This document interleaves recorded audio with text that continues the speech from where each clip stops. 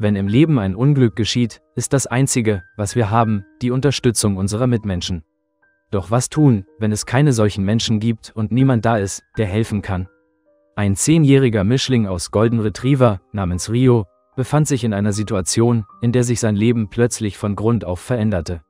Nach dem Tod seines Besitzers verlor er alles, was er hatte und woran er gewöhnt war. Nach einem Leben in einem gemütlichen Zuhause mit einem liebevollen Herrchen fand sich Rio plötzlich in einem Tierheim mit völlig fremden Menschen wieder, berichtet Newsner.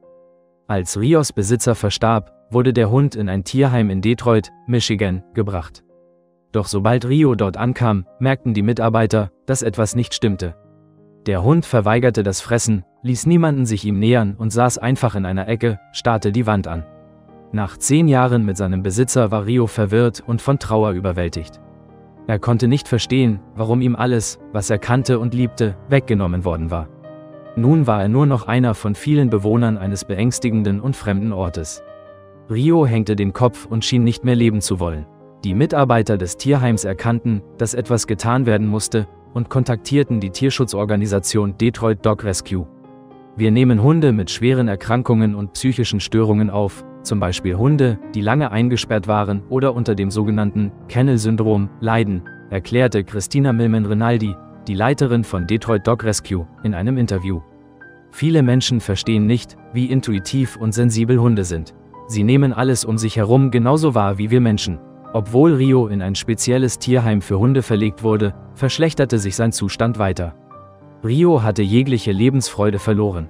Er reagierte nicht, wenn jemand seinen Namen rief, sah niemanden an und saß tagelang einfach in der Ecke seines Geheges, starrte die Wand an.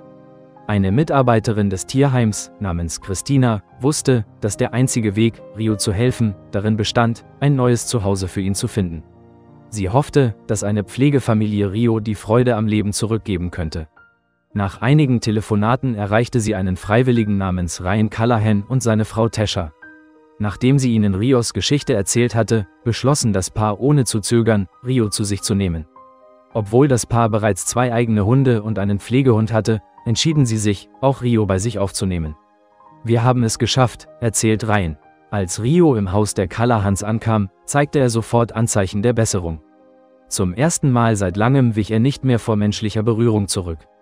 Es war, als ob er verstand, dass Ryan und Tasha ihm helfen wollten. Damit sich der 10-jährige Hund im Haus wohlfühlen konnte, richteten sie für Rio einen eigenen Bereich in Ryans Arbeitszimmer ein.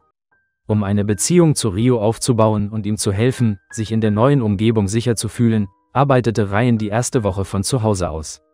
Es dauerte nicht lange, bis Rio sich ruhig zu Ryans Füßen legte und mit freudigen und dankbaren Augen auf seinen Schoß sprang. Jedes Mal, wenn wir an ihm vorbeigehen, wedelt er mit dem Schwanz, und er liebt es, mit uns im Wald spazieren zu gehen, sagte Ryan. Rio hat viel durchgemacht, daher wollen die Tierheimmitarbeiter und die Callahans sicherstellen, dass der Hund, der immer noch um seinen Besitzer trauert, bereit ist, ein neues dauerhaftes Zuhause zu finden. In der Zwischenzeit haben die Callahans Rio auf jeden Fall geholfen, sich besser zu fühlen. Ich hoffe, dass sein neues Leben, wie auch immer es aussehen mag, noch besser wird als das letzte. In einer Zeit, in der viele Tiere schlecht behandelt werden und mit ihrem Leid allein gelassen werden, ist es schön, von Menschen zu lesen, die einen großen Teil ihres Lebens der Hilfe für Tiere in Not widmen. Liebe Freunde, wenn euch das Video gefallen hat, setzt ein Like und abonniert den Kanal.